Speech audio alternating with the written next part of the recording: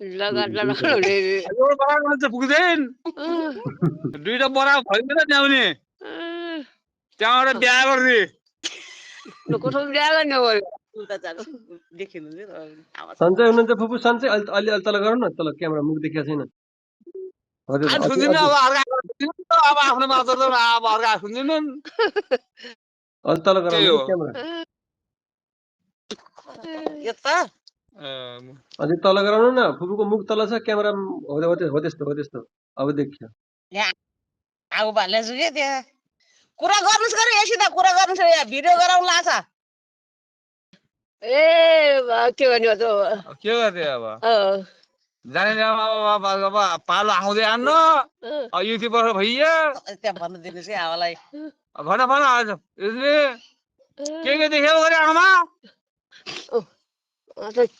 के नाच्या छौ भा तिमीहरू के नाच्या छौ त्यही त के नाच्या आउँदा आस्ति त के हामी नाच्या नाचे अब तिमी आस्ति छौ नाच्या पालाइयो भन्छौ त आत्या हुने त त्यही त खोजेको मन त आत्या हुनु भा कहाँबाट हुन्छ त जति म बाटो उति नबाटो त तोकेलाई हो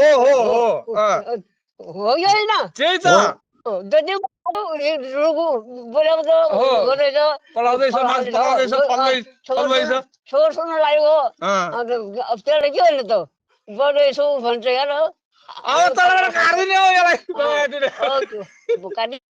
होइन भेट्नु केही बिराएको छैन ठिकै छ जति बाँच्यो त्यति राम्रो हामीलाई अब हाम्रो अग्रज कोही पनि छैनन् अब हजुरभन्दा त्यहाँ गाउँघर इष्टमित्र अब त्यहाँ को रह्यो र अब उहाँ पनि त्यसले पनि माइजूलाई हिजो दिदीले भिडियो बनाउनु देखाएको थिएँ तेजस्वी माइजूलाई अब अरू को रह्यो त अब कसैले गर्न लगाउने होइन बा मन्त्रीले गर्न लगाउने होइन कालले गर्न लगाएको हुने हो म 2-4 वर्ष अझै भन्छु अहिले कति हुनुभयो हिसाबले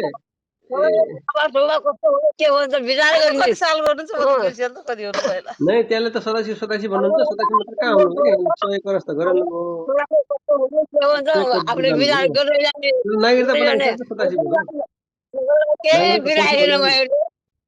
खाऊ यताउता गर अनि सबैको सानो मानो भुज्जी हो एउटै फुगो छु त्यो आत्या त भा म आत्याएर म त मैले भनिरहेको छु तपाईँलाई अझै 25 वर्ष बाँचे हुन्थ्यो 115-20 वर्ष बाँचे हुन्थ्यो 100 वर्ष त भइगयो तपाईँको होइन सन्च बिसन्च सोध्नु गरे यहाँ भदैलाई यहाँ कहाँ कता छ के छ कस्तो सोध्नु न नाम्रै छ नाम्रै छ आइल आइरहेछ अब धेरै पनि होइन आइल अब 8 महिना बाँकी छन् आमाको काम गर्न आउनु पर्ने होला भगवानको दया कृपा राम्रो राम्रो भयो भने वार्षिक काम गर्न आउँछु अब 8 महिना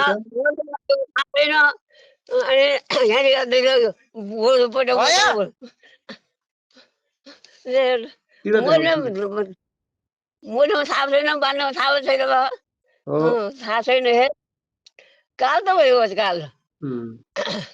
त्यही त राम्रोसँग बस्नु राम्रोसँग खानु होला यताउता नहिँड्नु होला तपाईँ अझै 8-10 वर्ष बाँचे 10-20 वर्ष बाँचे हामीलाई राम्रो छ 120-25 वर्षमा बित्नु भयो अरे भन्ने भए झन् राम्रो होला होइन हामीलाई त्यो राम्रो हुन्छ राम्रोसँग बस्नु ल राम्रो हुनु चाहिँ म आउँछु अब 8-9 महिना 10 महिना बाँकी छ मेरो आमाको काम गर्न आउँछु वार्षिक काम गर्न अब त्यतिखेर राम्रो राम्रो भयो भने छुट्टी मिल्यो भने आउँछु जसरी पनि आउनै पर्ने हुन्छ त्यसले गर्दाखेरि आम्ला बेला बेलामा बोल्दै गरौँला है राम्रोसँग बस्नु राम्रोसँग खानु होला टेन्सन नमान्नु होला म आउँछु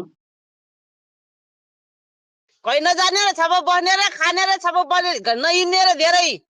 अनि लोटिन्छ परिन्छ भन्छ भदैले हो